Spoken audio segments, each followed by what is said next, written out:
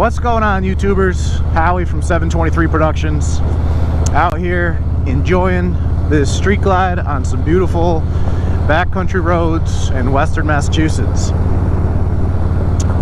I am currently on my way down to go see my power coder, who is going to power coat a shock spring for me on my older two-stroke dirt bike rebuild project. If you're interested in seeing that, there is some videos on the channel. Anyway, today's video is about my top 5 tips on my road to financial freedom. And we'll start right off the bat with number 1 is invest. Invest early if you can, and by early I mean right now. Start today, or your next paycheck or whatever. Learn to live on less than you make. If you're a single guy or girl and you don't have children, it's very easy to do. If you have children, it's a little bit more difficult, but you and your wife or your other half sit down and write out a budget and figure out where you can make cuts or what you have for extra money and start investing.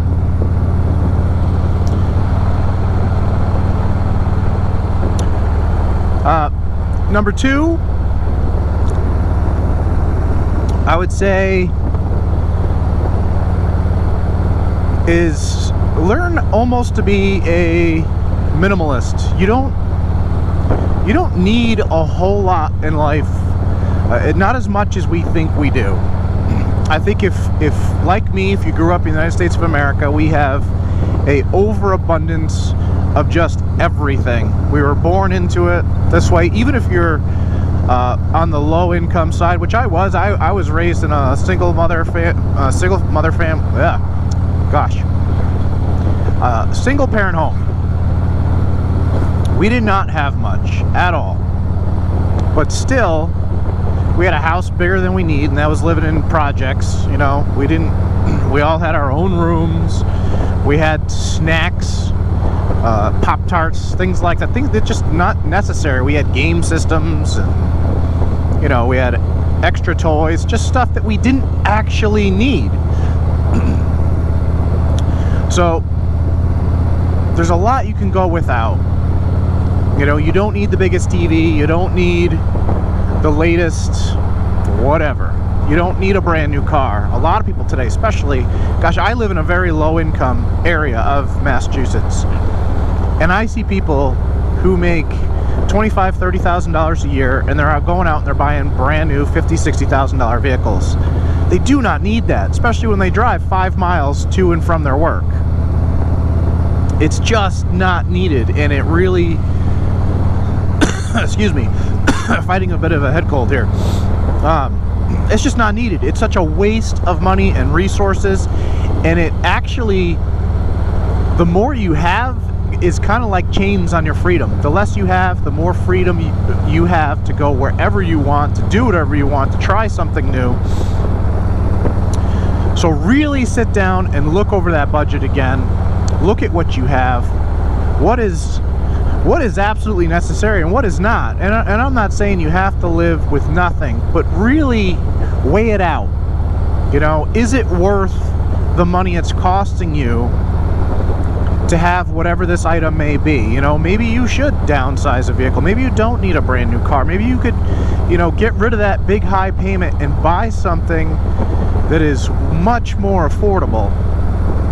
And a lot of people struggle with, I want something reliable. Well, guess what? Brand new vehicles break too. Happens all the time.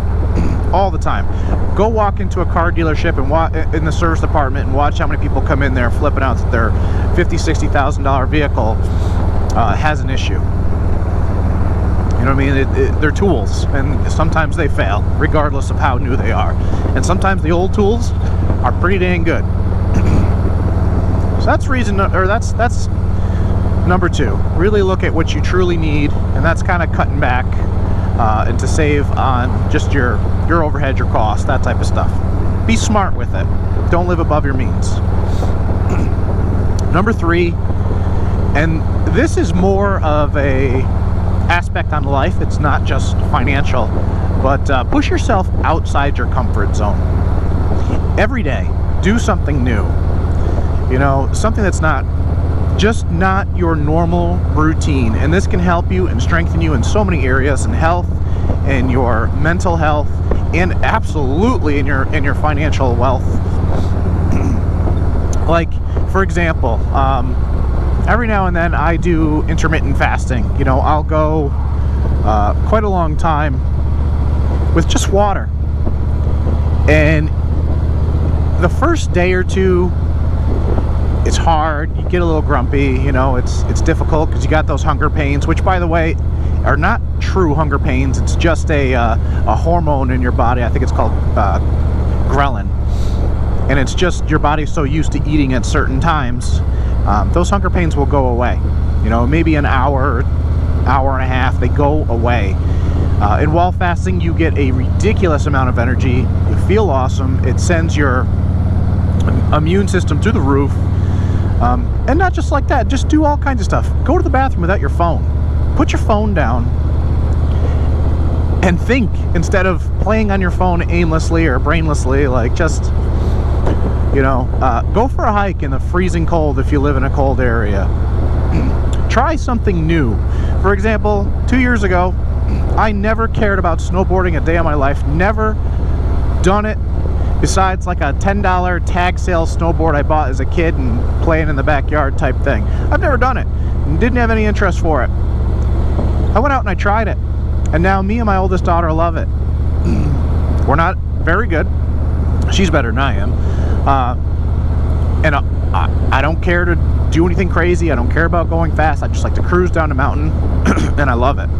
And it gives me something to look forward to during the winter. I'd much rather be riding my motorcycle in warm weather. But that has brought a lot of joy to me in the long winters up here in the Northeast. And actually, my daughter and I took a trip out to Colorado just for snowboarding last winter, and that was something amazing. And that was from trying something new, pushing outside the comfort zone. It was hard. It was hard to learn something new, but we pushed through anyway. We challenged ourselves. It felt really good to be new at something instead of just the same old stale routine. I've been riding motorcycles for, you know, since I was 9 years old. I'm 35 now, and I love them. But it is nothing new. I could even get, it doesn't matter if I get a brand new motorcycle. It's not really anything new. It's the same stuff. I love it, but it's not new. Snowboarding was introducing me into something new. So go out, try something new. Push yourself in uncomfortable areas. It's extremely beneficial for our bodies and our minds to be uncomfortable. We learn the most. We learn how to adapt. We learn how to just think outside the box to something new. So yeah, that's number 3. Number 4 is understanding wealth. Understanding that wealth is not how much money is in your bank account. You could be a millionaire and only have $10 in the bank. And a lot of people think, oh, millionaire, they think, you know, these big yachts and stuff like that. Please don't get that confused. That's billionaire money. That's something very different. $1 million today is actually not a whole lot of money. It's really not. But a lot of your wealth can be stored in investments and assets, things like real estate, things like stock market. You know, especially today, inflation is a very hot topic, and this is a perfect example of why you really shouldn't have a ton of money in the bank. You know, if your bank is paying you, you know, 0.1% of an interest, you're losing money. That money is dwindling. 20 grand in 2019 is a lot more than 20 grand in 2022. It's a lot more money. You lost a big chunk of change due to inflation. And we are in a high inflation period, but there's still, even when our economy is booming and doing well, there is still inflation every year. So cash is good. You should have some for an emergency. You know, if something happens, your roof starts leaking, that type of stuff. You should have that. That's basically insurance. You know, quick cash. And personally, like, you should never have more than 20 grand in the bank. That's my own personal opinion on my own personal life, for the area I live in and the stuff I do. You know, I looked and I thought over this for a long time, and I think, you know, I've never had a $10,000 emergency. I've never once had that in my life. And we own rental properties. So I said, all right, let's double it. That's our safety net. So 20 grand, anything above that should be invested, unless, you know, if you're saving for a period, like if you're saving 25% for a rental property, okay, keep that in the bank, you know, as you're saving it, but that is to be invested. You should not just look and say, all right, I'm just going to build my savings account. It's a horrible idea, and you are losing money over time. So wealth is really measured in your net wealth, not by what's in your bank account. So again, my favorite is real estate. I love it. It pays you in 3 ways. It pays you your profit, your cash flow that you get after all your expenses are paid. That's payment number 1. Payment number 2 is your tenants are paying your mortgage on that house, which is paying down what you owe on it. So you're gaining equity. And the third way you're paid in real estate is by appreciation. Most houses in most areas appreciate. For example, I have a small 3-bedroom ranch house that I bought in 2012. I bought it almost on the higher end. It was pretty much paid for what it was valued at. I bought it for $124,000 in 2012. Now in 2022, that house is worth roughly $200,000, maybe a little more. And I only lived in that house a short time, maybe 4 or 5 years. The rest of it was I rented it out. So I made a little bit in the cash flow, but that appreciation, that's a whole lot of equity that was built up on top of somebody else paying it down. You know, that I owe well under $100,000 on that house now because somebody else was paying the mortgage. Did I have to put a little bit of work into the house? Yes. Not a lot, though. Now, I personally look at the stock market as your true savings account. I feel anything above that 20 grand that is for the long term. So if you plan on buying a house in the next year or two, or some type of other investment, or you're saving up for something, don't put it in the stock market. But on the long-term savings market, or savings, I say put it in the market. I personally like the mutual type funds where it's a bunch of stocks put together, the S&P 500s, those type of things. I think those are just safe. They yield good returns. I like them. You know, if you do a little more research on particular companies and you want to buy single stocks, do your research, do it. But you get far greater returns in the stock market, even when you have those crashes like we just had. You know, we had 2008, we had a big crash. But if you just continue investing and putting money in, over the long term, it has always gone up, and always it just keeps growing. You know, you got ups and downs, but it keeps going up. Number 5, the last one, is time. And this kind of goes along with that stock market thing. It goes up and it goes down. Depreciation, it goes up and down. You know, it takes time to build wealth. You know, the people that go out, they buy the scratch ticket, they hit big, or the people that hit the lotto, like it is extraordinarily rare, and that is not really how you build wealth. Getting lucky and hitting something like that, you've learned nothing. Most people that do that end up blowing all the money. You've learned absolutely nothing about finances and how to handle that money, how to appreciate that money. You know, nothing against people that have done it. I'm just saying, you know, that should not be your goal. In fact, I don't even buy scratch tickets. I don't see the point. That's not the way I want to do it. I'd rather take the $5 that would go into a ticket and put it into either real estate or the stock market. Cryptocurrency, I really believe it's trendy. There's a lot of hype around it, and that's why it's so volatile. It bounces up and bounces down. It's just, It's not for me. My personal opinion, if you want to invest in cryptocurrency, have that be a much smaller amount of your portfolio. You know, I'm comfortable doing that. I've made a little money on cryptocurrencies. It's just not, I understand it, sort of. Like, I get why it makes sense. It's, you know, outside of any regulated currencies, which is, I guess, a good thing and a bad thing. But yeah, again, it's not for me. If you know more about it and you're comfortable with it, hey, that's all you. But those are my top 5 things that I have learned for me personally with wealth and my path to financial freedom. And it's really for everybody. You know, there's a common misconception that the United States is old white money. You know, and if you're rich, it's because you were born that way, and that just simply is not true. Most billionaires today are self-made, and most of them have inherited nothing. I am not a millionaire, but I will be. It's going to take time.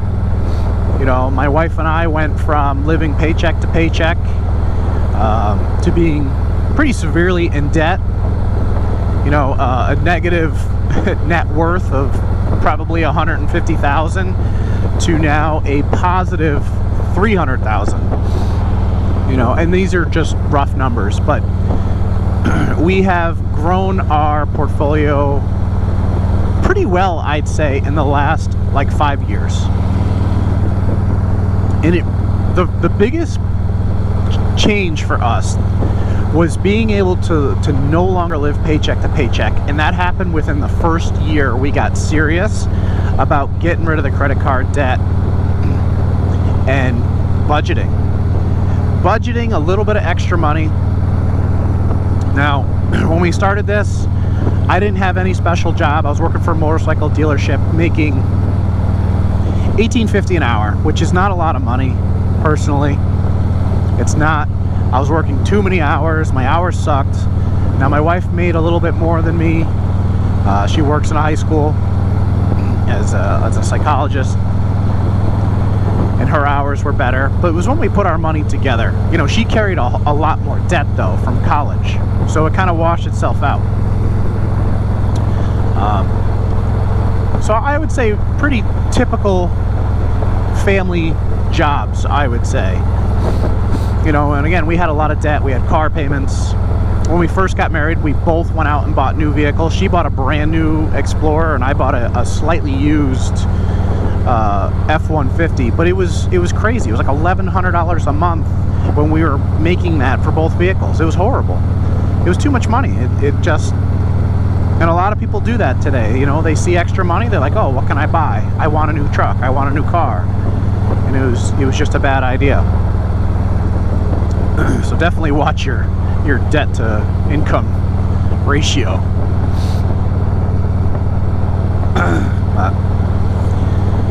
So yeah, that first year, you know, going from paycheck to paycheck to being able to save a little extra, not a lot. And we did Dave Ramsey's his snowball technique, where you whatever your smallest debt is. If you have a credit card that's $200, then you have another credit card that has $500, and another one that's got $5,000 on it. You attack the little guy first. You just knock it out. That $200, bam, get it gone.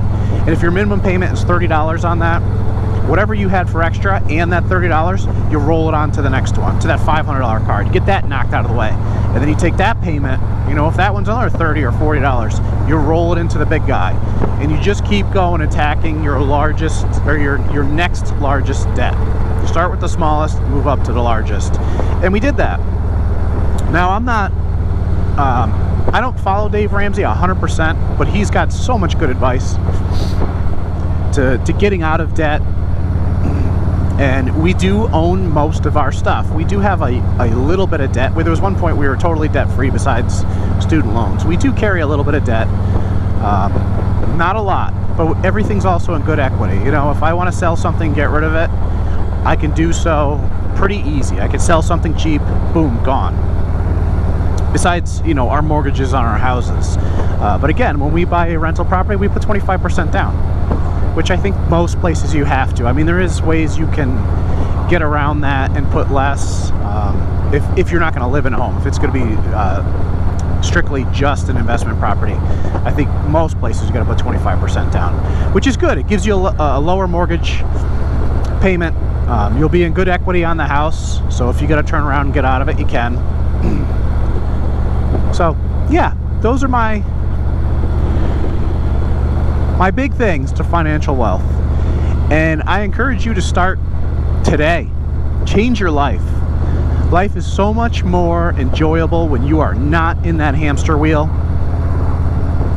You know, we're not financially free, but we could totally survive on one income right now, which is amazing. You know, and we live pretty well. We have 3 vehicles. Well, if you count the Harley, 4 vehicles. You know, our home is our house. We could afford a much nicer house, but we don't. We want to live below our means. But we could survive on one income, and we want to continue to go with these real estate until all of our costs can be covered strictly by real estate, and then we'll still work anyway. But so yeah, I encourage you to start today. Start learning. You know, if you're not interested in real estate and you just like the idea of a stock market, take $100, take $50, throw it into something like Robinhood or M1 Finance or Webull or one of these stock apps.